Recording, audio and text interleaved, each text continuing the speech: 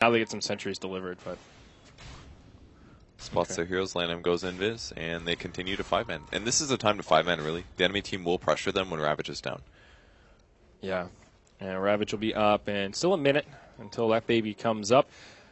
When do VP buy a gem? I feel like they could have bought one even already to deal with Lanham. I think they could. I mean, I don't think take vision control. I don't think FNG needs an Axe to be really useful this game. I think he's fine just with his items.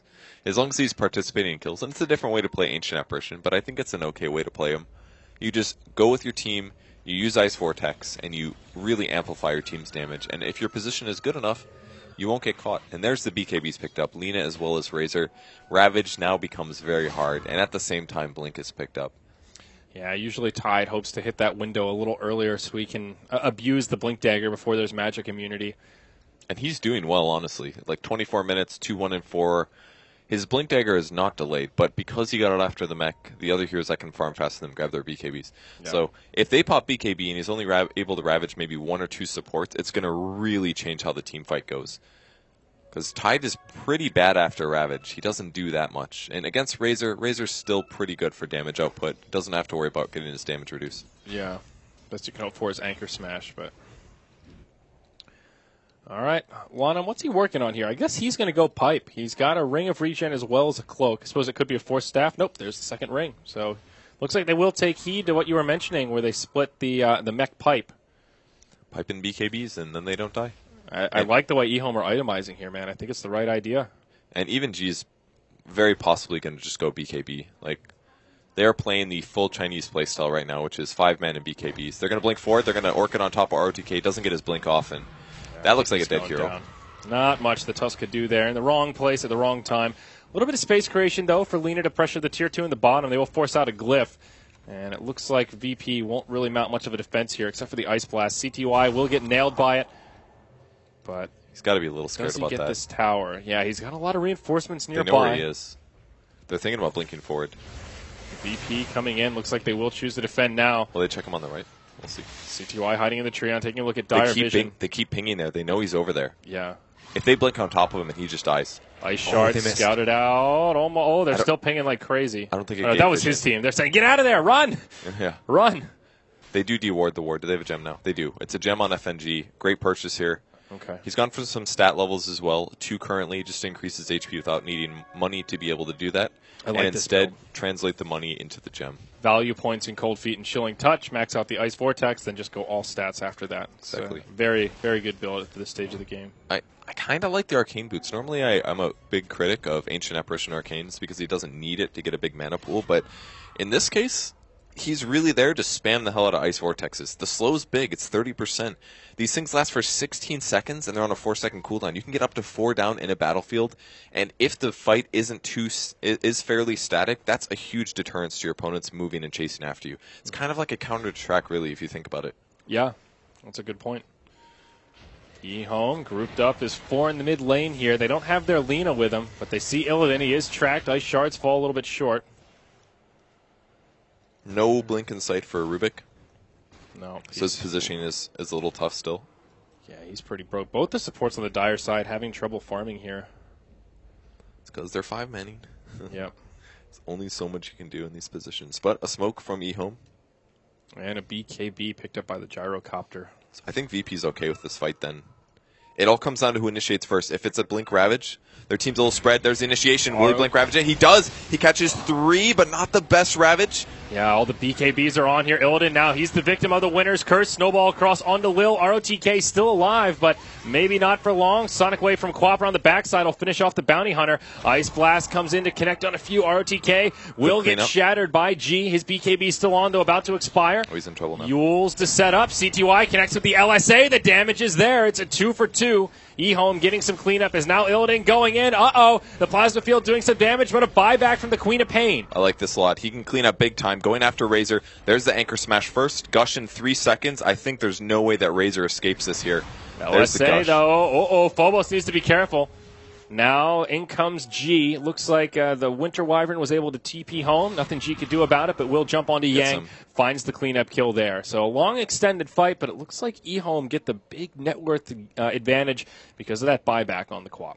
Now, he only gets 40% of the gold that he would normally get there. All gold earnings reduced by 60%. So despite it saying 600, he only got a little of that back, but it does still give them some space on the map.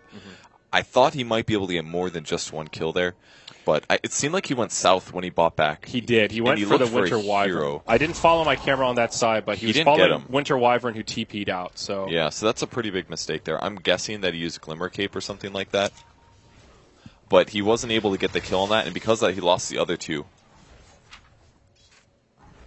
Okay. So things resetting a little bit here.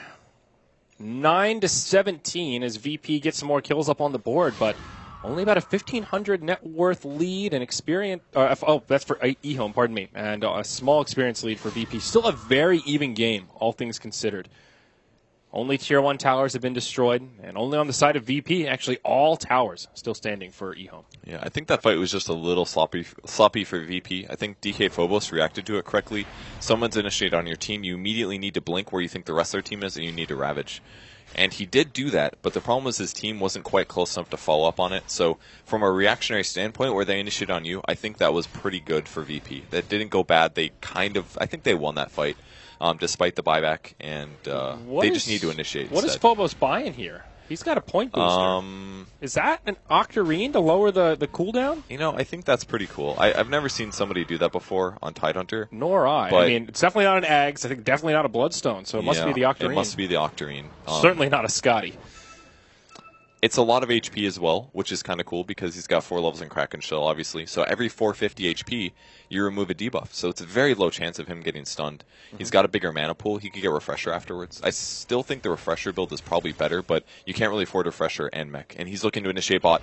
They've got the vision. Yep. He spots DDC, though. There's the Orchid. Blinking forward. Ravage catches 4. Huge Ravage. Quap Bolt as well. Ice Blast comes through. But the snowball, it resets things. They're all still alive. Yang with the BKB on will try to press forward here. Now they all come out somehow, some way. eHome have everybody still up. They're going to go back in onto Phobos. Yang in the front lines, very tanky still. They bring down the Tidehunter first. CTY maybe in just a little bit too deep, taking a lot of damage, but will BKB. Now G with his BKB on, focuses on the Yang. The snowball helps reset again, locks it in place. There's the Walrus Punch. It's Virtus Pro on the back foot. Somehow, Purge, how have eHome done this? They're going to chase down Lil. They'll get yet another track kill. It's a 4-0. No one dying on the side of eHome. No buybacks deployed yet. G, the lone survivor for Virtus Pro. I can't believe that happened. It was all the snowball to reset. Yeah, it actually debuffed the AI spots. It might hit a couple. Doesn't get the Razor. I think it also stopped the Quap Bolt from doing a lot of damage. They got hit by the Ravage, but the snowball came right as the Sonic Wave flew through, and I'm pretty sure it was completely nullified on everyone in the snowball. Those two heroes should have 100% died. That Ravage was perfect. The team follow-up was immediately afterwards, but the snowball just bought them time, and that was such sick play from ROTK. He read that fight. He pulled them together. They were the focus, and they completely wiped VP. And maybe the rest of VP didn't quite go as crazy as aggressive enough as they needed to, because after the Ravage, the fight just looked over, and it seemed like once it wasn't over, the rest of the team was sitting back a little bit. So I feel like maybe VP didn't commit hard enough to trying to secure those kills. Maybe they read that, oh, the fight's over, they snowballed, but that went completely opposite to how I thought it was going to. There was also that chaos factor of, since they jumped in the snowball, it looked like they all died at first because they just disappeared off the screen. It took me a moment, and then as soon as I saw the snowball, we realized that now set up onto Phobos, but it's CTY on the back foot. He'll scoot away, Lanham nearby, and they will be able to live. No problemo. But yeah, it's just those weird little visual things when you just go, wait, what happened? And if that happened to us, surely it happened to the players on VP as well. Tusk barely blinking back as he gets hit by the Ice Blast. We'll try to TP home, and G's got no way to interrupt it. Okay. If he didn't get that blink off, if that A ult would have hit a second earlier, he would have had that kill. Yeah, definitely. I think so. With Orchid and a couple nukes. No ult, obviously, but would help a lot. He's about half the way towards his Axe. Actually, only needs about 1,200. Once he grabs that, he's going to be using his ultimate a lot less conservatively. Yeah. So Bounty Hunter, he does have a Hood of Defiance. I think, didn't he already pick up 2 Rings of Regen? Where the hell did they go? He did. All right. Ravage is up, though. So it looks like VP's going to fight here. They need to do call down after Ravage. That's going to help a lot. Okay. Quap's showing right now. They'll see if they reach forward on her. So this is dire vision right now. They've only got one ward around the Roche pit. They ping out the Tusk. That's the only one they see. The rest of eHome hiding in the tree line here. They will break the smoke. On ground. Yang in the front line. Oh, he's got the BKB on. Winner's Curse onto Illidan. It goes right through the BKB. This gyrocopter's in a lot of trouble. Rubik dies off to the backside to CTY. Now Illidan down for the count. He has a buyback. Ravage comes out from DK Phobos. It'll get the Tusk, but there's just no follow-up. It was too defensive. They can't interrupt him on the TP out. He'll live, but G. Caught by the LSA as he tries to blink. A track kill. Can they get another one? Nope, he will just barely live unless they can chase him down. Yeah, he's going to be fine. Okay. All right, welcome mainstream. Hello, this is hello. a seriously important game if you guys haven't been paying attention. Both of these teams are fighting for their top 4 spot in Group B. Mm-hmm. And it's a close one. eHome looked very strong in game number 1. And here in game 2, VP fighting for the top 4. This is what it all comes down to, Purge. It's been a very close game so far. eHome just recently pulling far ahead. Ice Blast will connect on the Roche pit, but VP just can't contest this. Ravage is down. Sonic Wave is down. This will be a Roche going the way of eHome. So, yeah, very even mid-game. Pretty quiet farming until the recent bout of team fighting. Pipe on the way. We'll take a look at the items here just so y'all can get acquainted with the current state of this match. Now, if you missed the last fight, what basically happened was CTY came from far behind in the team fight, and VP was looking for the other main group. If they would have been able to spot CTY first, they could have just completely blown him up to start things off. Phobos getting spotted in the jungle, actually, this is pretty dangerous because the rest of the heroes are semi in the area. He's just going to TP home. Can't get there in time. It's such short range now. Yep. It's very difficult to get in range. CTY fishing as well in the mid lane. He's the one carrying the Aegis now, so not afraid to be a little bit aggressive if an opportunity arises. He's got so much farm. 4K gold plus his Aghanims. Wow. So he just solo killed the Rubik very, very easily earlier. But the problem is that both teams have been playing super safe 5-man the whole game because neither of them wants to lose this one. Mm-hmm. And because of that, Lil has much less items than he normally does. Yeah, look at this Rubik. He's got Urn, Arcane Boots, and still no progression towards that Blink Dagger. Very unfortunate for him. The Ancient Apparition in a similar state right now. They're at the bottom of the pack for net worth by a pretty big margin. They've been holding steady, whereas for eHome, both of their supports have been on the up and up. A lot of that coming from the track gold. Yeah, I'm sure that makes a big difference there. VP going to try to take at least tier 1 tier 1 tower here before they back off and go for the Rax defend. They don't have Ravage yet. 16 seconds cooldown on that one, and eHome's happy to go high ground. All right, there is no glyph either on cooldown for another 20 seconds. Just gonna get in big trouble. Can they finish him off? They can. He does have a buyback here. There's Soul Laguna, though. Uh-oh. 950 magic damage. That's going to be a huge thing to have in the next team fight, but they may realize it was stolen as well. We'll see if they adjust their playstyle here. They'll mech up. They go right back onto the tower. Glyph up in about 5 seconds. Illidan may need to burn the buyback here. Ravage is also cooled down. Refresher picked up by Lena. Great pickup. Oh, boy, this is scary. She doesn't have the mana pool to use it quite yet now. Oh, it's way back at the base. Never mind.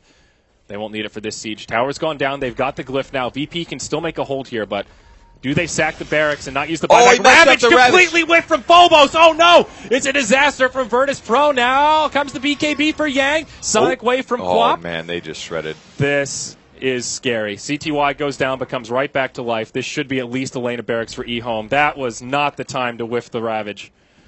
Oh, no. He pressed it before he blinked. I looked down, and I don't think there was a damage source that hit him or anything. No. Because it was Bounty Hunter kind of close to him, but he has no way to do damage from that far away. We saw it from Ohio earlier, just not shift queuing properly on his Earthshaker. It's very similar style. It just happens occasionally. But it's such a small thing because if he hesitates a little bit after he blinks, then they have a much better chance of getting their BKBs off. They did still kill the Aegis on Lena, but you just can't make that mistake. It's such a big mistake when you're defending. Okay. So anything else here progression-wise? Phobos, I guess worth mentioning here to all the new viewers joining us that he has a soul booster probably working towards the Octarine core. Not a build that Purge or myself have